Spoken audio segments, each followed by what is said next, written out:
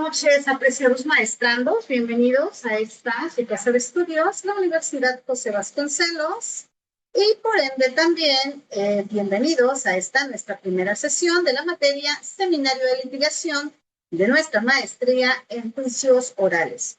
Como sabemos, el tema de litigar en este sistema de proceso penal acusatorio, en el que tenemos la oralidad de por medio, en el cual sabemos que implica presentar también argumentos, pruebas de forma pública, obviamente con nuestro litigante, esta contradicción que se puede suscitar dentro de las partes y por ende vamos a tener que litigarlas y persuadir al juez sobre nuestra posición, nos va a llevar a vivir ciertas etapas, desde la etapa de investigación, la etapa intermedia y la etapa de juicio oral. Y todas y cada una de estas audiencias las vamos a realizar dentro de un sistema de oralidad. Para ello, vamos a ocupar técnicas como es el apoyo de memoria, la contradicción, la aclaración de puntos, además de explorar, pues, ¿por qué no? También alternativas, opciones para la justicia alternativa. ¿Para efectos de qué? De resolver el conflicto, de descongestionar el sistema ya bastante congestionado e irnos a procedimientos abreviados. Como ya también tenemos conocimiento, estos son los principios rectores del sistema en el cual estamos litigando. La publicidad, la contradicción, la continuidad, la concentración, la inmediación, obviamente la igualdad ante la ley, la igualdad entre las partes, el juicio previo y el debido proceso, ¿por qué no también esta figura tan controvertida de la presunción de inocencia y la prohibición de un doble enjuiciamiento? Para que nosotros podamos comenzar a vivir este juicio oral, esta litigación, por ende tenemos que comenzarla con una denuncia o con una querella, en la cual vamos a hacer una breve explicación y sobre todo primero individualizar a las partes, es decir, presentarnos quién soy, cuál es mi domicilio para recibir notificaciones, a quién nombro como mi asesor jurídico particular y también los medios por los cuales me pueden llegar a notificar. Señalar también a esta persona que me ha causado el daño, a este imputado, poner en esta denuncia los datos precisos, una narrativa cronológica, sucinta y cronológica de los hechos, algo muy importante, el lugar, la fecha, los testigos que estuvieron presentes, los datos de prueba que hasta este momento tenemos y obviamente debe de venir firmada, presentada directamente ante la fiscalía para efectos de que investiguen los hechos. Es bien importante que desde un primer momento nosotros podamos fijarnos en nuestra teoría del caso, es decir, para la teoría del caso, nosotros necesitamos dar esta versión de los hechos que propone cada parte adversarial para sustentar su pretensión jurídica a través de las pruebas obtenidas. Los elementos que debemos obtener, obviamente que sea creíble, lógica, flexible y sustento en la norma o teoría jurídica. ¿Cómo se elabora? Obviamente a través de los datos de prueba, de las pruebas que tengamos. ¿Y cuál es la finalidad? Persuadir a que el juez crea nuestra teoría fáctica, que la podamos sustentar con pruebas y obviamente apegándonos a la norma. La teoría del caso entonces la vamos a componer de la teoría fáctica, jurídica y probatoria. Todo este legajo de conocimientos lo vamos a exponer ante el juez.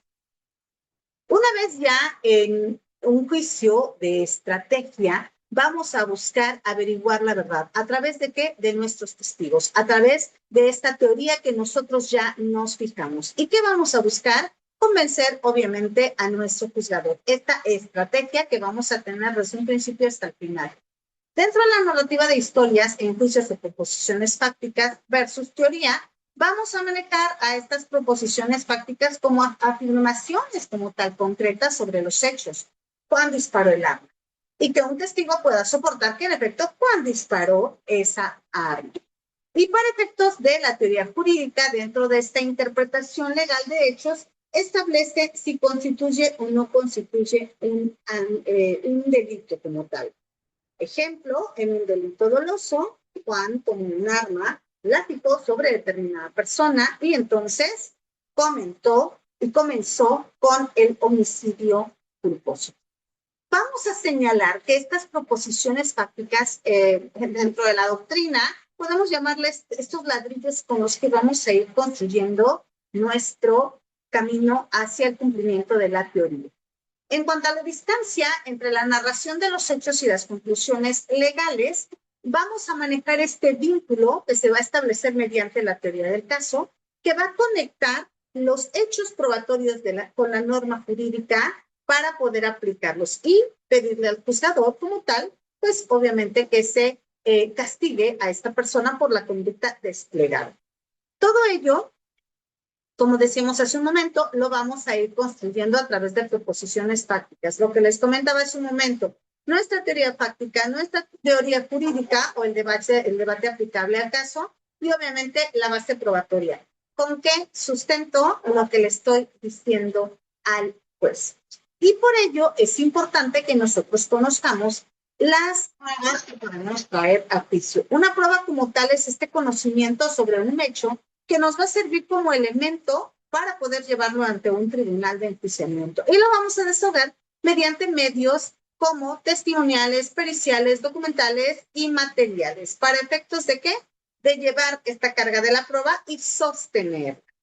Dentro de la teoría del caso, debemos manejar una narrativa coherente, argumentando los hechos, el derecho y obviamente la prueba. Es decir, es ir construyendo, como decía hace un momento, con ladrillos nuestra teoría del caso. Por eso vemos aquí la invitación concreta, la teoría jurídica, la fáctica, la teoría probatoria. Toda esta construcción que va de manera ascendente. ¿Buscando qué? Buscando, pues, obviamente, la persuasión del juez.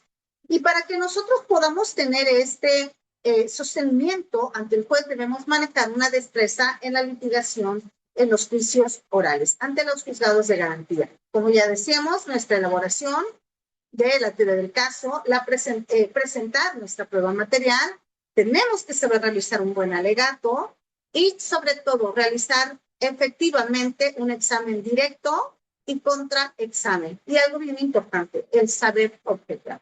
El poder determinar qué preguntas pueden ser objetables. Dentro de estas técnicas de litigación ante los juzgados, pues tiene que ver mucho esta narración efectiva, persuasiva, el dominio del examen directo, el contrainterrogatorio, obviamente, a nuestros testigos, el uso estratégico de pruebas, recursos visuales para efectos de situar al juez en tiempo, modo, lugar, la presentación de objeciones y obviamente la culminación con estos alegatos que deben de ser sólidos. ¿Por qué? Porque como estrategas vamos a desafiar pruebas en tiempo real. Vamos a construir relatos coherentes para efectos de convencer a nuestro juez y garantizar la equidad. ¿Qué pasa dentro de la audiencia de control de detención? Recordemos que este es parte de nuestra etapa inicial, es este primer contacto que vamos a tener con la defensa, en la cual se va a calificar si se respetaron los derechos humanos del imputado. Sí podemos como tal acreditar esta flagrancia. Y el juez tendrá la decisión de determinar si se cumplieron o no se cumplieron los derechos humanos y sobre todo se respetaron al momento de la detención. En esta audiencia de formalización de la investigación, es una etapa crucial del proceso penal donde la Fiscalía, que es quien lleva la carga de la prueba, comunica oficialmente al imputado los hechos que se le atribuyen, la clasificación jurídica y los elementos de prueba disponibles que hasta ese momento tienen, sentando bases para el ejercicio del derecho a la defensa y a la fijación de un plazo para la investigación y, en su caso, la imposición de medidas cautelares. Ojo, todos estos momentos de la etapa inicial: control de detención, formulación de imputación, vinculación al proceso, la medida cautelar y el plazo de cierre de investigación. Ahora hablemos un poquito sobre la audiencia de cautela de garantías. Esta es una audiencia en una instancia judicial donde el juez va a verificar que los derechos constitucionales del imputado se hayan respetado en todo momento, que no hayan existido arbitrariedades, que el proceso sea justo, que tenga este acceso a una defensa y si no puede pagarla, pues el Estado le otorgará uno. Algo que cabe precisar que es que este sistema es totalmente garantista a los derechos humanos. ¿Qué pasa?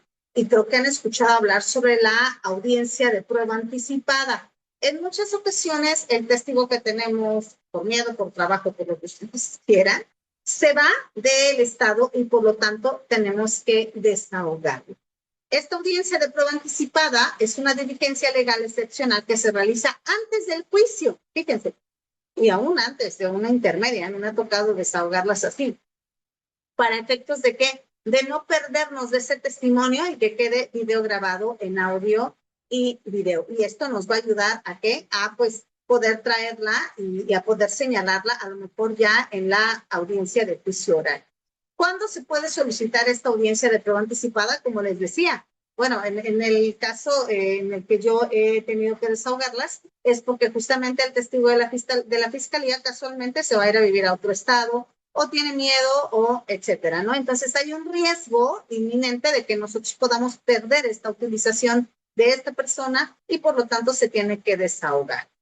En esta audiencia de juicio inmediato, obviamente tiene que ser oral, pública e inaplazable. Se va a realizar el mismo día que se reciba la orden de judicial para agilizar los procesos penales, sobre todo por el delito de flagrancia, confesión del imputado o evidencia de prueba evidente, evitando las etapas de investigación preparatoria e intermedia y pasando directamente ya al juicio oral. Fiscales, imputados, defensores deben preparar y presentar sus órganos de prueba y el juez puede ordenar la sustanciación de defectos en la acusación en la misma audiencia.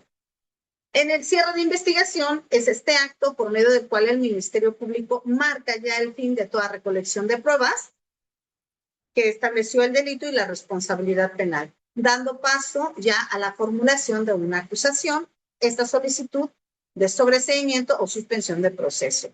Y si bien el Ministerio Público puede solicitar una prórroga para completar diligencias, debe concluir la investigación dentro de los plazos establecidos por el juez de control. Ojo, este plazo que nosotros hablamos en la etapa inicial.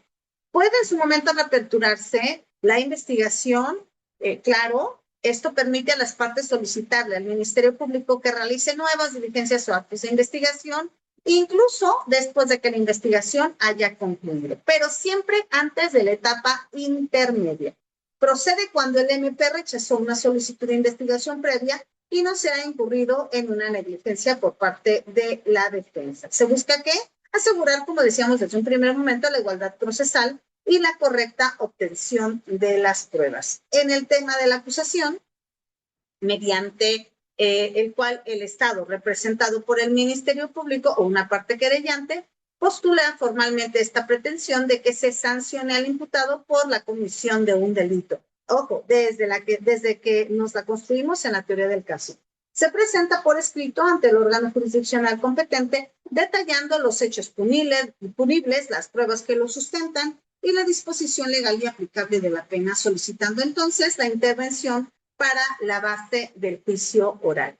Y en esta audiencia de preparación o audiencia intermedia es un momento crucial, es una etapa crucial. Algunos doctrinarios la marcan como un filtro, como un colador por medio del cual van a depurar pruebas, cuáles sí son convincentes para poder llevarlas a juicio. El objetivo que es asegurar un juicio oportuno, legítimo y razonable al preparar a las partes al tribunal para la defensa del juicio oral. Y claro, podemos dejar de vivir este juicio a través de una audiencia de un procedimiento abreviado. Es decir, no el imputado, el acusado en este caso ya, reconoce que cometió el delito y por lo tanto se lo hace saber al Ministerio Público y le solicita una audiencia de procedimiento abreviado. En esta etapa del proceso penal es donde el juez escucha a las partes, Ministerio Público, víctima y defensa, para confirmar que el acusado, ojo, acepta los hechos, acepta la pena que solicita el Ministerio Público y solicita la renuncia al juicio oral, así como verificar la pena, que la pena sea adecuada y que se garantice la reparación del daño a la víctima. Y obviamente que la víctima no tenga objeción en ello. Este procedimiento es una forma de terminación anticipada del proceso penal. Busca que la serenidad, la economía y sobre todo descongestionar este sistema tan congestionado que tenemos. Apreciados maestrandos, agradezco mucho su atención y su compañía. Nos vemos en la siguiente sesión.